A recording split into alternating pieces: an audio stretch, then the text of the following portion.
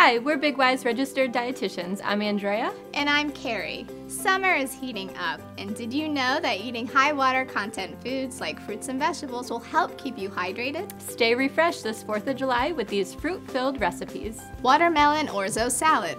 Cook and place orzo in a bowl. In a separate bowl, combine olive oil, balsamic vinegar, cumin, and lemon juice. Pour dressing over orzo, stir and cool slightly. Add watermelon, cucumber, feta, pistachios, lemon zest, and stir. Season with salt and pepper, garnish with feta and mint, and dig in. Red, white, and blue yogurt bark.